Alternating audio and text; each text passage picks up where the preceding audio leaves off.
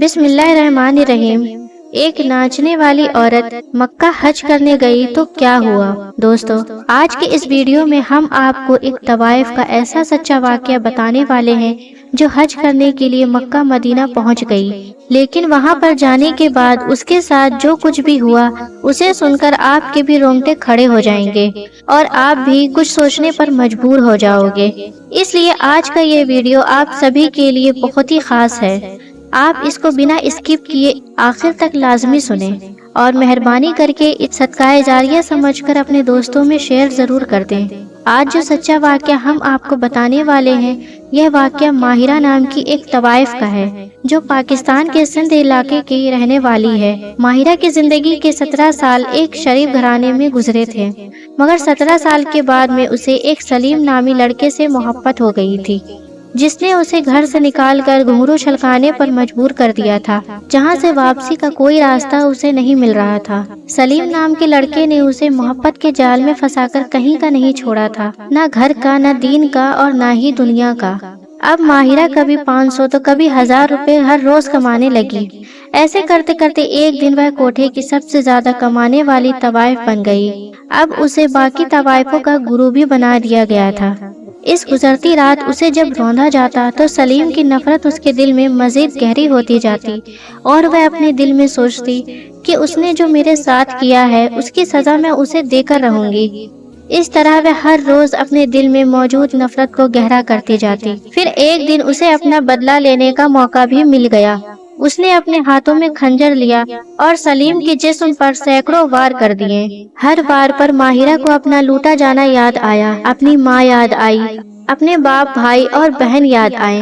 اب ماہرہ کے دل میں جو نفرت اور انتقام کی آگ تھی وہ بجھ گئی۔ وہ جس مقصد کے لیے جی رہی تھی آج اس کا مقصد بھی پورا ہو گیا تھا۔ اب اسے اپنا جینا بے وجہ لگنے لگا تھا، اس لیے اب وہ سوچنے لگی کہ اب میں یہاں جی کر کیا کروں گی؟ اب تو میرا کوئی مقصد بھی نہیں بچا ہے۔ حالانکہ ماہرہ کا جرم اتنا بڑا تھا، لیکن اس نے سنا تھا کہ اللہ پاک کی رحمت ہر عزم، ہر گناہ سے بھی زیادہ بڑی ہے۔ تو پھر ماہرہ کی خطا اتنی بڑی کیوں ہو گئی تھی کہ اللہ کی رحمت اسے چھپا نہ سکی؟ بدلے کی آگ بجھتے ہی اس نے مرنے کا سوچ لیا تھا۔ اتنے میں ہی آواز آئی کہ اللہ کی ذات سے اتنی مایوسی اچھی نہیں ہے بیٹا۔ آواز سنتے ہی ماہرہ نے گردن گھما کر دیکھا۔ ایک بوڑھی عورت پاس میں گھاس پھوس اکٹھا کر رہی تھی۔ اس بوڑھی عورت نے کہا، جا بیٹا، اس کے در پر جا کر جھک جا، اس کے در پر تیرے سارے گلے شکوے دور ہو جائیں گے۔ یہ سن کر ماہرہ نے کہا، لیکن میں تو بہت گنہگار ہوں، کیا میں اس کے در پر جھک سکتی ہوں؟ پھر ماہرہ نے مایوسی سے اپنی پوری کہانی اس بوڑھی عورت کو سنا دی۔ یہ سن کر بوڑھی عورت نے کہا، بیٹی، کوئی کتنا ہی بڑا گنہگار کیوں نہ ہو، اگر کوئی سچے دل سے اس کے در پر جھک جائے تو اللہ سب کچھ معاف کر دیتا ہے۔ اس پر ماہرہ نے کہا، اماں جی، میں تو ایک طوائف ہوں، اور طوائف ہی نہیں بلکہ طوائف رانی ہوں۔ میرے بستر پر نہ جانے آج تک کتنے لوگ آئے ہیں۔ اور یہ سن کر بوڑھی عورت نے کہا، بیٹی، اللہ کی رحمت کو بھی اتنا چھوٹا نہ سمجھ، جو اس کے آگے جھک جاتا ہے، اگر تیرے گناہ سمندر کے جھاگ کے برابر بھی ہوں گے تب بھی اللہ تجھے معاف کر دے گا۔ اس بوڑھی عورت کی بات نے ماہرہ کو سکون دے دیا۔ پھر وہ عورت چلی گئی، لیکن اب ماہرہ کو جینے کی ایک نئی امید دے گئی تھی۔ اب ماہرہ سوچنے لگی، لیکن اللہ کا یہ در ہے کہاں پر؟ بس یہی سوچتے سوچتے اس نے راستے چلتے ایک لڑکے سے پوچھ لیا، تو اس نے بتایا کہ سعودی عرب مکہ مکرمہ میں۔ لڑکے کا جواب سن کر ماہرہ خوش ہو گئی۔ پھر اس نے سعودی عرب جانے کے لیے ساری معلومات لی، سارے کاغذات بنوائے، اور آخر کار اس کا سعودی عرب جانے کا بھی دن آ گیا۔ اس طرح سے ماہرہ سعودی عرب میں پہنچ گئی۔ اب اس کے سامنے خانہ کعبہ تھا۔ نظر پڑتے ہی ماہرہ نے شرمندگی سے اپنی نظریں جھکا لی اور کہنے لگی، اے اللہ، میں کیسے کروں آپ کا سامنا؟ یا اللہ، میرے دل کو توفیق دے دے کہ میں بھی اپنے سارے گناہ چھوڑ دوں۔ آنسو لگاتار ماہرہ کی آنکھوں سے بہہ رہے تھے اور وہ لگاتار اپنے رب کی بارگاہ میں دعا کرتی جا رہی تھی۔ اتنے میں ہی وہ کسی کی نظر میں آ گئی۔ وہ سندھ کا ایک بہت بڑا آدمی تھا جو پہلے کئی بار ماہرہ کا گراہک بن چکا تھا۔ ماہرہ کو دیکھتے ہی وہ سوچنے لگا کہ کیا زمانہ آ گیا ہے، اب تو طوائف عورتیں بھی عمرہ کرنے آنے لگی ہیں، لیکن میں ایسا ہرگز نہیں ہونے دوں گا۔ یہ سب باتیں سوچتے ہوئے وہ بڑا آدمی بھول گیا کہ وہ بھی تو ماہرہ کا گراہک بن چکا تھا، لیکن اب وہ اپنے دل ہی دل میں ماہرہ کو وہاں سے نکالنے کا منصوبہ بنانے لگا۔ لیکن شاید وہ نہیں جانتا تھا کہ اللہ تو دلوں کے حال کو خوب بہتر جانتا ہے، اسی وجہ سے شاید اس جیسے گنہگار کو اللہ نے چھوٹ دے رکھی ہے۔ ماہرہ تو پھر بھی اپنے کیے پر دل سے شرمندہ تھی، اسے تو کسی کی دھوکے نے ایسا بنا دیا تھا۔ اللہ بندے کے حج عمرہ کو نہیں دیکھتا ہے، بلکہ اس کی نیت اور اس کی معافی کو دیکھتا ہے۔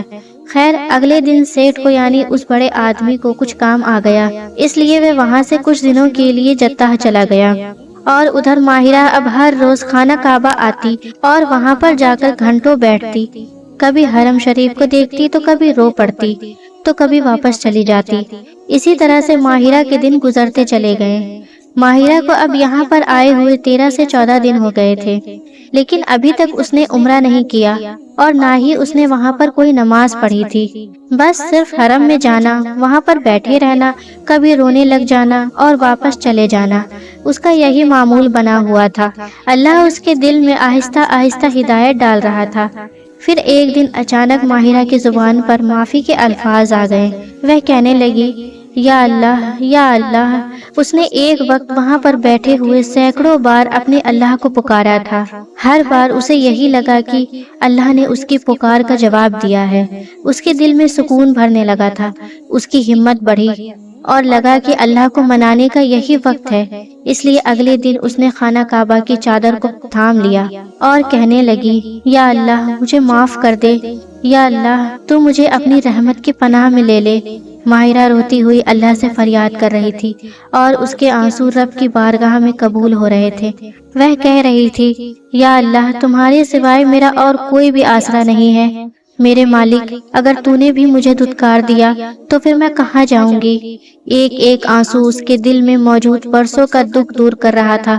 جب دل کو سکون ہوا تو پھر وہ واپس چلی گئی، اسی ارادے کے ساتھ کہ وہ اگلے دن عمرہ ضرور ادا کرے گی۔ پھر اگلے دن جب وہ واپس آئی تو وہاں پر اس سیٹھ سے اس کا سامنا پھر سے ہو گیا۔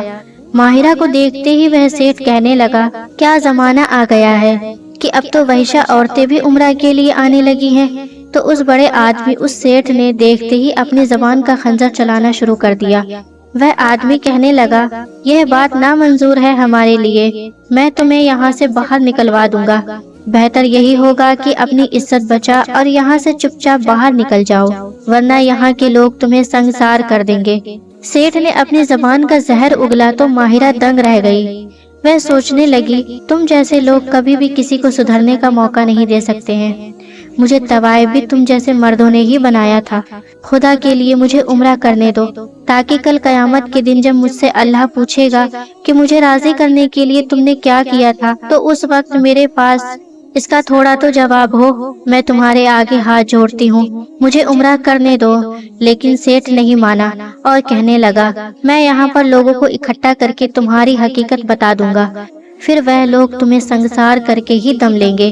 سیٹھ فرعون بنا بول رہا تھا۔ اس پر ماہرہ نے ایک پل لگایا سوچنے میں، پھر کہنے لگی، یہ تو میرے گھاٹے کا سودا نہیں ہے۔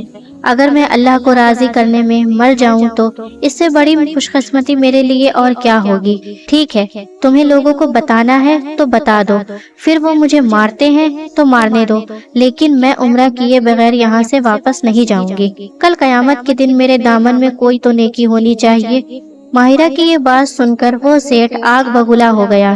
اس نے چیخ چیخ کر وہاں پر تمام لوگوں کو اکٹھا کر لیا اور کہنے لگا، اے لوگو، یہ ایک ویشیا ہے، یہ ایک طوائف ہے۔ کیا مکہ مدینہ کا احترام اب یہی رہ گیا ہے کہ یہاں پر ویشیا عورتیں بھی اب آزادی سے گھوم رہی ہیں؟ کیا یہ ٹھیک ہے کہ یہاں پر طوائف عورتیں گھومتی پھرے؟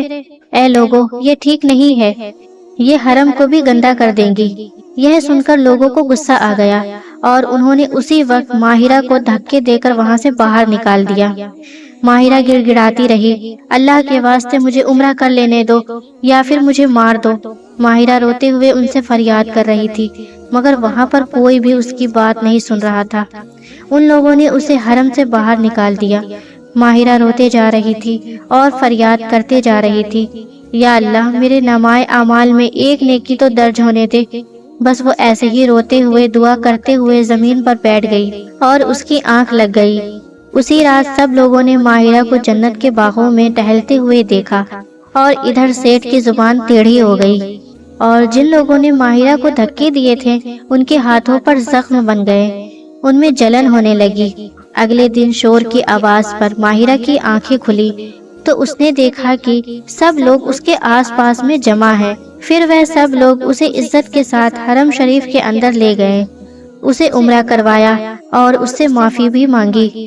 بے شک اللہ اپنے بندوں پر بڑا مہربان اور رحم کرنے والا ہے، وہ کبھی بھی کسی کی صدا کو رد نہیں کرتا، بالکل ویسے ہی جیسے اس نے ماہرہ کی صدا کو سنا ہے۔ اسی وجہ سے تو اسے اپنے گھر کی طرف بھی بلایا۔ بے شک اللہ تعالیٰ بڑا مہربان اور اپنے بندوں پر نہایت رحم کرنے والا رحم و کریم ہے۔ اللہ جسے چاہے عزت دے، اعلیٰ مقام دے اور جسے چاہے رسوا کر دے۔ وہ 70 ماہوں سے زیادہ اپنے بندوں سے پیار کرنے والا ہے۔ اس کے بعد ماہرہ جب واپس پاکستان آ گئی تو اس کو پولیس کی طرف سے قید کر لیا گیا، کیونکہ اس نے سلیم کا قتل کیا تھا، تو اس کے جرم میں اسے جیل جانا پڑا۔ اور پھر یہیں سے شروع ہوتی ہے ماہرہ کی اصلی آزمائش۔ پیارے دوستو، اللہ تعالیٰ بڑا رحم و کریم ہے اور وہ اپنے بندوں سے 70 ماہوں سے زیادہ پیار کرتا ہے، محبت کرتا ہے، تو اسے کیسے برداشت ہوگا کہ کوئی بندہ زندگی بھر گناہوں کے بوجھ تلے دبا رہے اور اسے سدھرنے کا ایک موقع بھی نہ ملے۔ یاد رکھیں، اللہ جب کسی کو ہدایت دینا چاہتا ہے تو اسے راستہ بھی خود ہی بتاتا ہے۔ سبحان اللہ۔ پیارے دوستو، یہ واقعہ آپ کو کیسا لگا کامنٹ کر کے ضرور بتائیے گا، اور یہ ویڈیو پسند آیا ہو تو لائک کریں، کامنٹ کریں اور اس ویڈیو کو اپنے دوستوں، رشتہ داروں اور جتنا ہو سکے شیئر کریں، اور اسی طرح کے ویڈیو سننے کے لیے ہمارے چینل کو سبسکرائب کریں۔